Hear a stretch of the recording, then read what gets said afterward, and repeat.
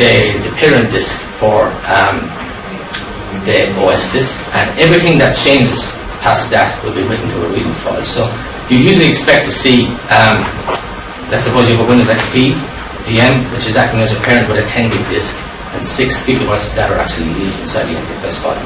So the size on disk, if it's a 10 gig provision virtual machine, will be around 6 gigabytes. And if you look at the size of each of the Linux components that are formed from that, when you actually make the pooling view, they should start at about 128 kilobytes each. So basically the storage savings are phenomenal with View Composer.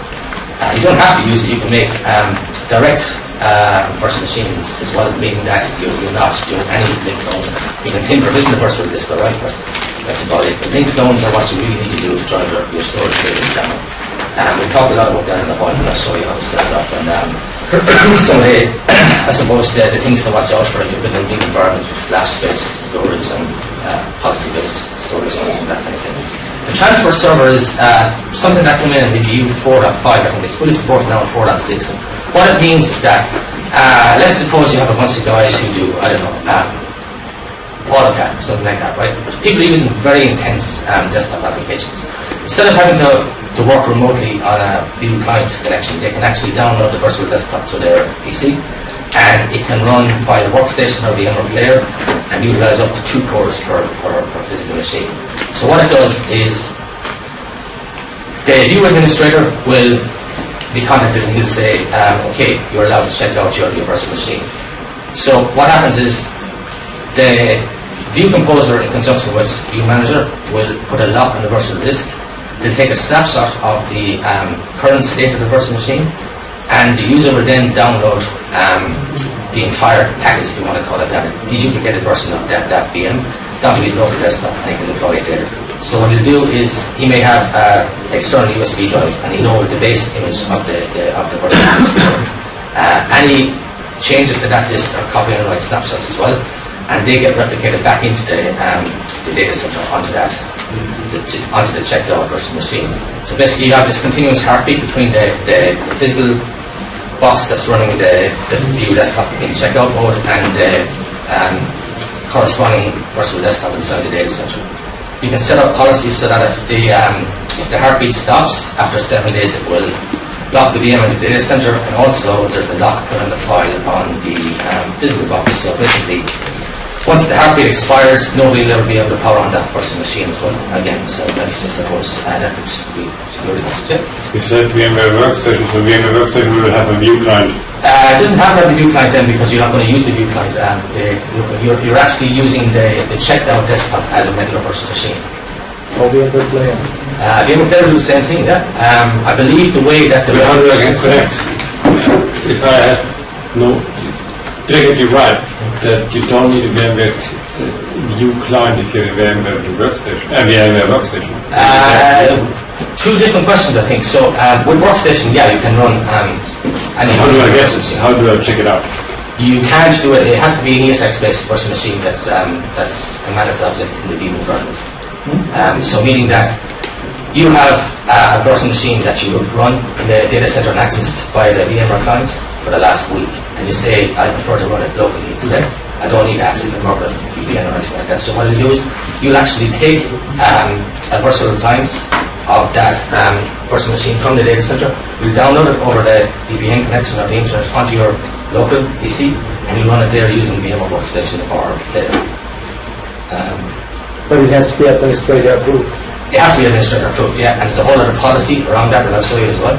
But basically, the requirement to use VMware View client for anything that is gone until you actually check back in that VM. Now you could open it. Because I heard that in the next VMware Workstation they will have that. Oh, okay, yeah. You're here more than I am, so. Yeah. They have a better version where you can check it in and check it out. Okay. Well, we're using the export or something like that. Which makes sense in my opinion, because then you can provide centralized VMs, and you can check them out, and you can have people who need a local VM for various reasons, if they want to take it offline, all in the same. Yeah, I think there's a product called vCloud Connector that does something like that as well. It's not vCloud. Yeah, so that's for checking out VMs from your vSphere environment and putting them onto an external cloud provider or a vCloud configuration. But it kind of sounds like the same. Is there any plans for other clients for Vue rather than full-blown Windows, like macOS or Eagle clients or something? So there is one already for the iPad, but everybody doesn't have one of those yet, unfortunately. Definitely not me anyway. There's a whole pile of Linux-based implementations that are not fully supported by VMware, but definitely are very good. SUSE and Linux actually support the biggest one out there. It's hard to get your hands on. You have to go through an account manager at any one of the partners, but I believe at the moment there's something like 130 different companies who support the Vue Open Client, which is it's a Google Code project sponsored by VMware to provide some type of usability for So VMware. if you want to get it run on macOS, you maybe need to tweak it a bit. I think there actually is a version for macOS as well. I'll check it out before we finish, okay? That would be nice. Yeah, no problem. The other thing is that if you use the Vue Open Client, unfortunately you don't get PC over IP because it's a licensed product. There's some agreement there between VMware and Teradata, but you can use RDP, no problem, or you can use direct HTTPS connections. So basically the composer, going back to it again, what it does is it uses a replica of the parent VM. So when you build a Vue environment, you first of all build a template of a Windows XP or Windows 7 virtual machine. That becomes what we call a parent virtual machine. It's something that's going to remain in your data center untouched. And you're going to take snapshots of that to carve up as Vue virtual machines using Composer or not. You don't have to use Composer. As I say, any writes that are not done, any blocks that change from the parent virtual machine get forwarded to the redo file. So basically the size of the parent disk should always stay the same. The maximum size of any linked clone disk can only ever grow to the same size as the parent virtual disk for obvious reasons. The replica disk again is read-only. It's used as a primary disk. Any blocks go to the delta. Since Vue 4, I think you've had the concept of a user data disk, which you can redirect your Windows roaming profile onto. Vue 4.6 actually does that for you. You can choose whatever size you want. If you have a massive roaming profile, then just make sure that the persistent disk or user data disk is able to handle that. And you can also have an automatically added disposable disk for things like your Windows page file, that kind of stuff. Windows 10 will go there as well.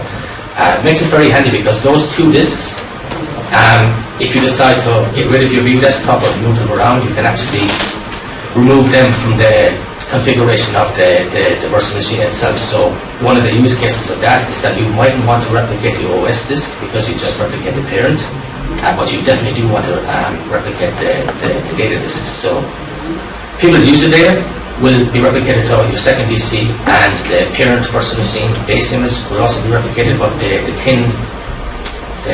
link clones won't. So basically your DR scenario would turn out to be bring up your vCenter server and your Vue Manager as your DR site, reselect the parent virtual machine as your base replica, use Composer to carve up as many link clones as you need, and then you can reattach those persistent and disposable disks at your leisure. So it really adds to the whole DR story for Vue.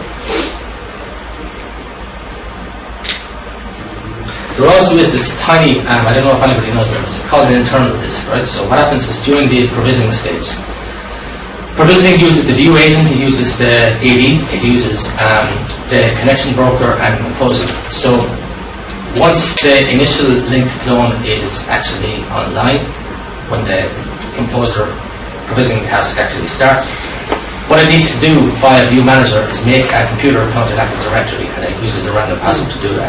That random password is stored in this tiny disk. It's about 2 kilobytes, I think. And I think that if you use the alternative to sysprep, which is quick prep, it also writes a tiny file there as well. Once the customization script runs, that password is often changed, and the changed password is also kept in this internal disk. So just don't put them on a NFS share. It's right access to everybody. This is the data structure, I suppose, the data structure of the Composer. So basically, the big green box on top is your parent VM. So that's a VM that you install by hand. Okay, you make all your customizations there. You install your Windows updates, your AV, all that kind of stuff, and then You can use the VMware vDisk Manager to shrink that disk. So basically, one of the problems with VMFS and virtual disk in general is that you can't reclaim unused blocks. So the only application from a VMware perspective that can do that is the vDisk Manager. I think that some of the partners have some as well. Definitely run that before you start to implement View on that parent virtual machine, because otherwise the link clones will always be bigger. So when you use View Manager and View Composer to carve up that and make a replica, what happens is that the link clone is the first guy there, and that's going to be tiny. It'll grow to the size of the parent. Then you have the persistent disk and user data, which is the user data disk. You have a disposable disk of a size that you choose or not. You can put everything on the parent if you want. And again, you have this, you have the internal disk as well, which is basically non-existent. And that's cloned out many times as there are View desktops in the pool, up to a maximum of 512 View Composer machines per desktop pool. So if you have 10,000, you just have to have 20 phones. That's the way it works. I believe that scalability is going to increase to 2048 Composer machines if you run a 64-bit vCenter server. So basically vCenter server 4.1 or 5.0 when it comes out.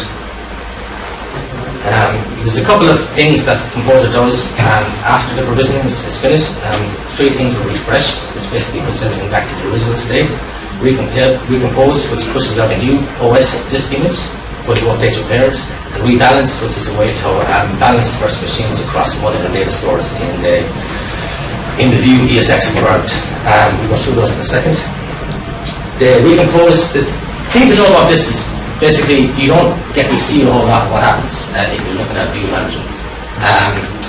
One of the things that happens is that the virtual NIC MAC address will change and the SID of the Windows virtual machine will change. So in order to make sure that things come up, when the recompose task is finished, we have to do a recustomization of each and every virtual machine. If you use Quick Prep, which is VMware's implementation of SysPrep, the SID doesn't change. Every machine in the pool gets the same SID, and I'm not sure how it works, but that's the way VMware are doing it anyway.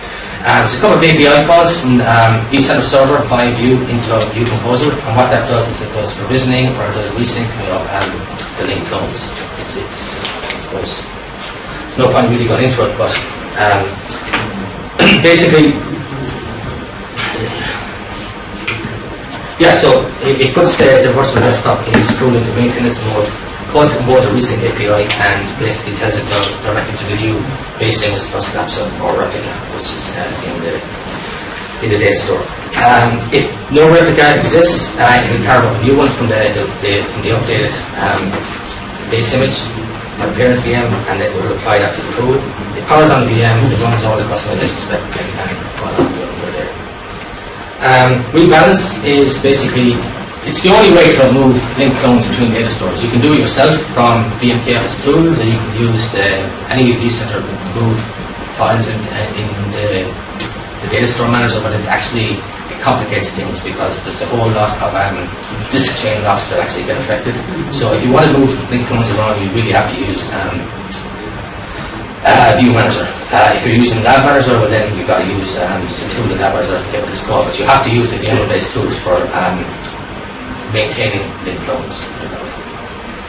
Again, the NIC changes and the Windows SID changes, so we've forced to do customization again. If you have applications that use, GUIDs, I think there's certain image-based applications that are licensed by